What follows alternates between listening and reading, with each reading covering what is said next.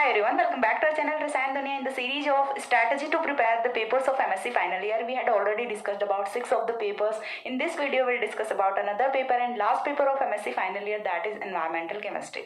And this is also the common paper for all streams specialization like inorganic chemistry, organic chemistry and physical chemistry.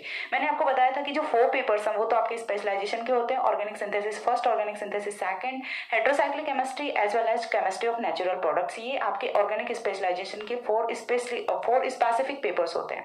और इसके बाद यदि मैं बात करूं तो जो आपका बच जाता है स्पेक्ट्रोस्कोपी बच जाता है, बायोइनऑर्गेनिक, ऑर्गेनिक एंड फिजिकल केमिस्ट्री बच जाता है, एनवायरमेंटल केमिस्ट्री बच जाता है। ये जो है ये तीनों के लिए कॉमन पेपर्स होते हैं। तो हम एमएससी की बात करें तो हम ऑर्गेनिक स्पेशलाइजेशन की बात कर रहे होते हैं, तो इसलिए यहाँ पे हम ओनली 7 पेपर्स को डिस्कस करते हैं। इनऑर्गेनिक स्पेशलाइजेशन के पेपर और फिजिकल स्पेशलाइजेशन के पेपर वो हम यहाँ पे डिस्कस नहीं करते, because you all know that I have specialization in organic chemistry. ठीक है, तो मेरा भी स्पेशलाइजेशन ऑर्गेनिक में है, तो मुझे इनऑर्गेनिक एंड फिजिकल के बारे में कोई आइडिया नहीं है। सो दैट मैं आपको कुछ ऐसे इन्फॉर्मेशन डिलीवर करूं, उससे बेटर है कि मैं ना ही करूं, क्योंकि जो चीज़ें मैंने खुद ने एक्सपीरियंस नहीं की तो उनके बारे में आपको नहीं बता सकती।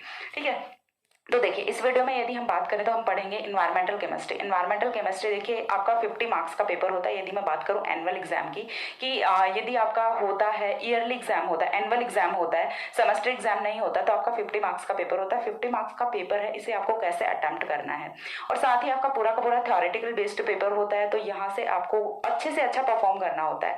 जनरली हम क्या करते हैं 3 यूनिट्स देखते हैं, लेकिन इस वाले पेपर में मैं आपको बताऊंगी कि आपको 4 यूनिट्स करनी है। ठीक है, आपको एटलीस्ट 4 यूनिट तो करनी है, क्योंकि 50 मार्क्स में से आपको एटलीस्ट यहाँ से 35 है वो तो अपना स्कोर करना ही करना होता है। ठीक है, 35 तो स्कोर करना ही करना है, क्योंकि ये वाला पेपर ऐसा है जो कि आपको अच्छे से मार्क्स दिला सकता है। तो ये इसे कैसे प्रिपेयर करना है वो मैं आपको बताऊंगी विद डेज, कि आपको कितने दिन में कौन सी यूनिट है वो प्रिपेयर करनी है, कहाँ से आपको प्रिपेयर करनी है, ये चीज मैं बताती हूँ। तो सबसे पहले तो ये कि आपको कहाँ से पढ़ना चाहिए।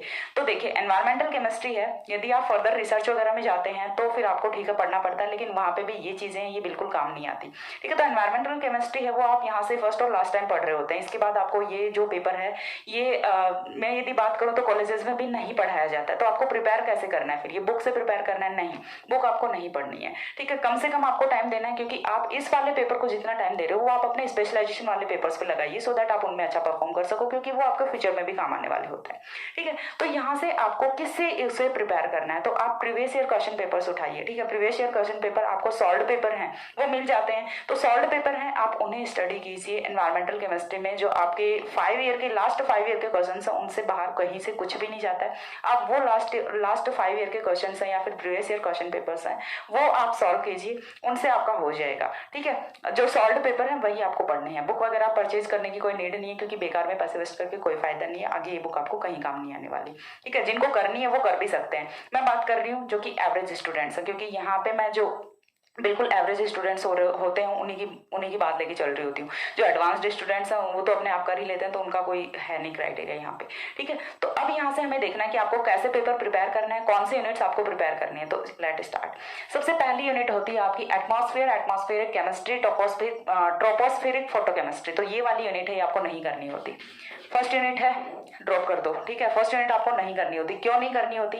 क्योंकि बहुत लेंथी यूनिट है। ठीक है, हर एक यूनिट है, ईच यूनिट कंटेंट्स 10 मार्क्स। ठीक है, तो हम वो वाली करें ना जिनमें सिलेबस है वो कम होता है, जो टॉपिक्स हमने पहले कहीं ना कहीं पढ़े होते हैं हम वही यूनिट्स करेंगे। यहाँ से जो एटमॉस्फेरिक है, ये आपका एटमॉस्फेयर है, एटमॉस्फेरिक केमिस्ट्री है या फिर ट्रोपोस्फेरिक फोटोकेमिस्ट्री है, ये वाले टॉपिक्स हैं बिल्कुल नए होते हैं।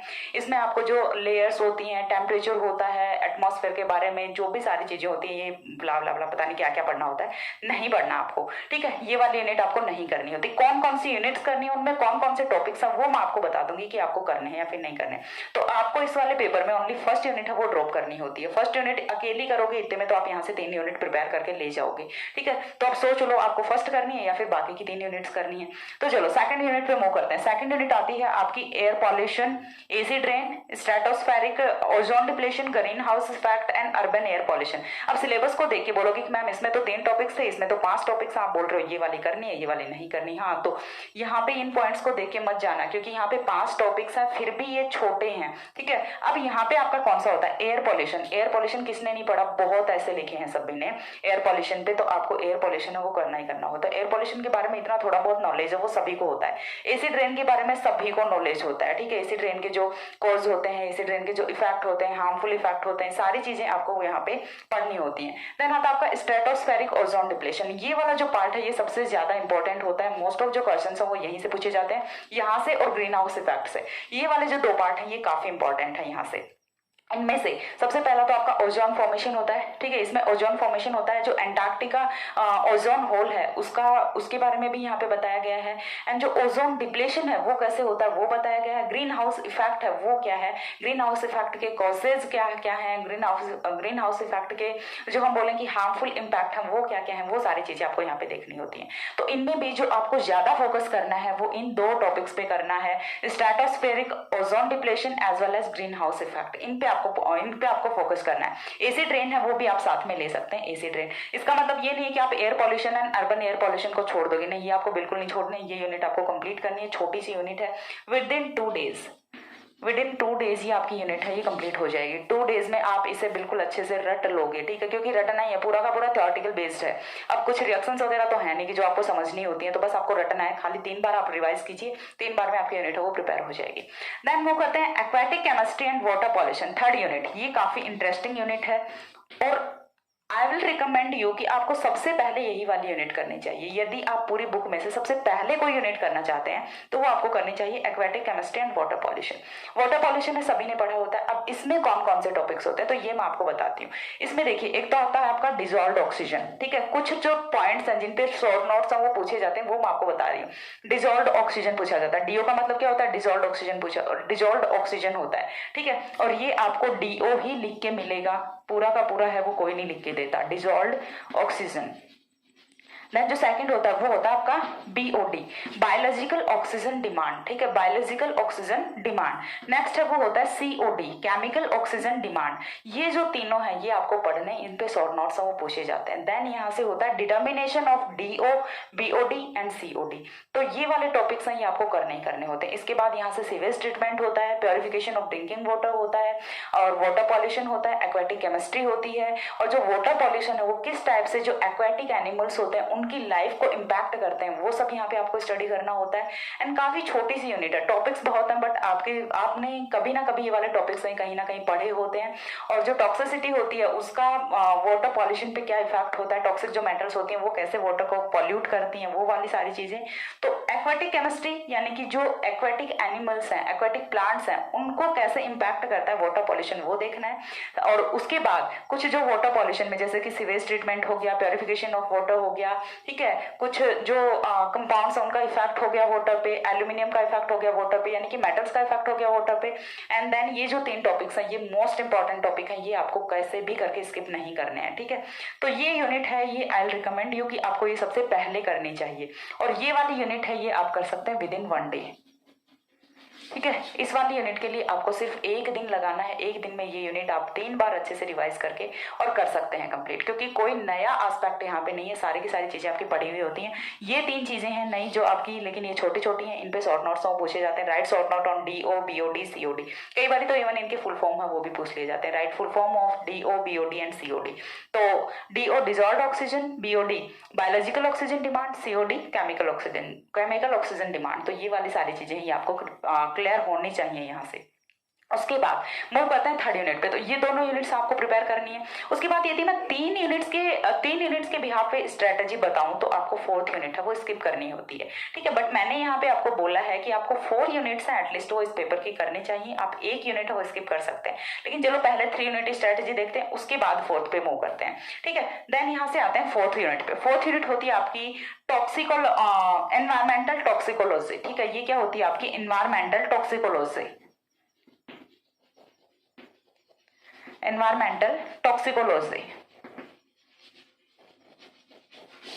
अब एनवायरमेंटल टॉक्सिकोलॉजी है वो यदि आप 3 यूनिट्स प्रिपेयर कर रहे हैं तो आपको एक बार के लिए इसे छोड़ देना होता है, ठीक है। देन मूव करते हैं 5th यूनिट पे। 5th यूनिट है वो आपको करनी होती है क्योंकि 3 यूनिट्स प्रिपेयर करेंगे, 2 तो हम कर लिए, कौन कौन से, सेकंड और थर्ड वाले। उसके बाद मूव करते हैं 3rd यूनिट पे। 3rd यूनिट है आपकी 5th unit, soil and environmental disasters. तो ये वाली यूनिट है ये आपको करनी होती है। यहाँ पे आपका सॉइल पॉल्यूशन के बारे में है एंड एनवायरमेंटल डिजास्टर्स। यहाँ पे देखिए कुछ, एक तो जैसे भोपाल गैस ट्रेजेडी हुई थी, ठीक है, एक आपका जो मीनामाटा डिजीज है, यानी कि ऐसे कुछ कुछ चीजें, 3-4 टॉपिक्स हैं जो कि काफी ज्यादा इम्पैक्ट हुआ था इन चीजों का, बहुत ज्यादा नंबर ऑफ डेथ्स हुई थी इन वाली ट्रेजेडीज में। तो ये वाली चीजें हैं ये आपको करनी है यहाँ से, ठीक है। तो एनवायरमेंटल डिजास्टर्स में आपकी 4 या 5 है, भोपाल गैस ट्रेजेडी है और मीनामाटा डिजीज है, और कौन सा है, 2-3 ऐसे डिजीज है, मुझे ध्यान नहीं आ रहा फुल सिलेबस के बारे में। तो यहाँ से ये आपको करना ही करना होता है, और सॉइल पॉल्यूशन है ये आपको करना होता है, ठीक है। तो ये वाला जो टॉपिक है ये आपको करना ही करना है, और इसमें भी आपका मैक्स टू मैक्स 1 डे जाएगा। और इसमें भी जो एनवायरमेंटल डिजास्टर्स हैं ये आपके इंपॉर्टेंट है, जो कि मैंने आपको बताया है, भोपाल गैस ट्रेजेडी है, मीनामाटा डिजीज है, इन पे शॉर्ट नोट्स हैं वो पूछे जाते हैं, और पूछे जाते हैं, तो ये आपको करना ही करना है। ये भी आपका 1 डे में हो जाता है। यदि आप 3 यूनिट्स प्रिपेयर करते हैं तो आपके लिए 4 डेज है वो इनफ है, ठीक है। 3 यूनिट्स के लिए 4 डेज है वो इनफ है। 4 डेज में आपका एनवायरमेंटल केमिस्ट्री है वो कम्प्लीटली प्रिपेयर हो जाता है। यदि आपने अभी तक कुछ भी नहीं किया होता तो सिर्फ 4 दिन दे दो, 4 दिन में आपके एटलीस्ट 25 मार्क्स हैं वो अच्छे से आ जाएंगे यदि आप इतना कर लेते हैं तो। देन हम वो करते हैं 4th यूनिट पे। 4th यूनिट आती है आपकी toxic heavy metals, environmental toxicology, ठीक है। इसमें आती है toxic heavy metals. Toxic heavy metals कौन सी होती है आपकी, मरकरी होती है, लेड होती है, कैडमियम होती है, and mercury, lead, cadmium, and एक और मेटल है, कौन सी है, माइंड से स्लिप हो गया। तो ये जो मेटल्स हैं ये सारी की सारी कैसी होती है, हैवी मेटल्स होती हैं। हैवी मेटल्स हैं तो ये इनका इफेक्ट है वो कौन सा होता है, इनका इम्पैक्ट है वो कौन सा होता है, टॉक्सिक इम्पैक्ट होता है। तो ये जो मेटल्स हैं ये जो मेटल्स हैं ये किस टाइप से ह्यूमन लाइफ को इम्पैक्ट कर रही होती हैं, ठीक है। इनका इम्पैक्ट है वो कैसे होता है ह्यूमन लाइफ पे, या फिर हम बोलेंगे जनरेशन टू जनरेशन इनका क्या इम्पैक्ट जाता है। तो ये वाली सारी चीजें हैं ये आपको इसमें पढ़नी होती हैं एनवायरमेंटल टॉक्सिकोलॉजी में। टॉक्सिक ऑर्गेनिक कंपाउंड्स के बारे में पढ़ना होता है आपको, यानी कि एक तो हमने बात की हैवी मेटल्स की, मैंने आपको बताया कि मेटल्स है वो आपको देखनी होती है कि मेटल्स का क्या क्या इम्पैक्ट होता है। उसके बाद ऑर्गेनिक कंपाउंड्स होते हैं वो कौन कौन से होते हैं जो कि टॉक्सिक इम्पैक्ट है वो क्रिएट करते हैं। उसके बाद आपका आता है पॉलीक्लोरिनेटेड बाइफेनिल्स एंड पॉलीन्यूक्लियर एरोमेटिक हाइड्रोकार्बन्स। तो ये वाली यूनिट है ये भी आपको करनी होती है यदि आप 5 यूनिट्स कर रहे हैं तो। 4 यूनिट्स कर रहे हैं तो आप एनवायरमेंटल टॉक्सिकोलॉजी कर सकते हैं, ज्यादा टफ यूनिट नहीं है, ये आपकी हो जाएगी। और इसमें भी आई सजेस्ट यू कि आप ये वाले जो 2 पार्ट्स हैं ये कीजिए, टॉक्सिक हैवी मेटल्स कीजिए, टॉक्सिक ऑर्गेनिक कंपाउंड्स कीजिए। ये वाले 2 पार्ट्स हैं ये आप स्किप भी कर सकते हैं, ठीक है, ये वाले 2 पार्ट्स स्किप कर सकते हैं। इतना करने के लिए आपको 1 डे है वो इनफ रहेगा, ठीक है, 1 डे इनफ रहेगा। यानी कि मैक्स टू मैक्स आपको कितने लगाने हैं, 5 डेज लगाने हैं। 5 डेज में आप 35 मार्क्स हैं वो अपने सिक्योर कर सकते हैं यहाँ से, और इससे बेस्ट स्ट्रेटजी कोई हो नहीं सकती। और इसी के साथ जो एमएससी फाइनल ईयर के 1st to 7th paper, first paper कौन सा होता है आपका, स्पेक्ट्रोस्कोपी होता है, सेकंड बायोइनऑर्गेनिक ऑर्गेनिक फिजिकल होता है, थर्ड आपका एनवायरमेंटल केमिस्ट्री होता है जो कि इस वाले वीडियो में है।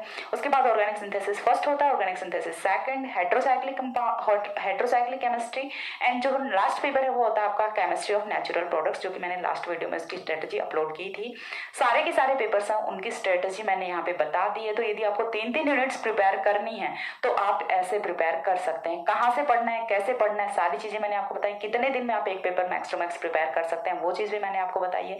बाकी आप अपने हिसाब से अपना शेड्यूल है वो प्रिपेयर कर सकते हैं। मैंने बताया है एक जनरल सिनेरियो कि आप ऐसा कुछ कर सकते हैं, ठीक है। और कुछ टॉपिक्स हैं वो मैंने बताने की यहाँ पे कोशिश की है, सो दैट आपकी कुछ हेल्प हो पाए एग्जाम टाइम में कि आप अच्छे से कुछ कर पाओ, ठीक है। तो ये था आपका अबाउट स्ट्रेटजी और आपको कैसे प्रिपेयर करना है। सो आप सारे के सारे वीडियोस हैं वो आपको एक ही प्लेलिस्ट में मिल जाते हैं। लिंक वगैरह डिस्क्रिप्शन में मैं डालती नहीं हूँ। मैंने आपको एक दिन पहले भी बताया था कि मुझे ये सारी चीज़ें बहुत लेजी लगती हैं, क्योंकि as you all know that कि वीडियो बनाना यानी कि वीडियो शूट करना, वीडियो अपलोड करना, डिस्क्रिप्शन लिखना, थंबनेल लगाना, सारी की सारी चीज़ें वो मुझे खुद को करनी होती हैं। सो बहुत टाइम टेकिंग प्रोसेस होता है, इसलिए मैं ये नहीं करती। हाँ, आपको सारे के सारे वीडियोस हैं वो एक प्लेलिस्ट में मिल जाएंगे। आप जाके वो प्लेलिस्ट चेक कर लीजिए और वहाँ से आप जाके वीडियोस देखिए और देन अपनी प्रिपरेशन स्टार्ट कीजिए। All the best for your exam. And आज के वीडियो में इतना ही। नेक्स्ट मिलते हैं दूसरे वीडियो में, तब तक के लिए सी या, have a good day, thanks for watching.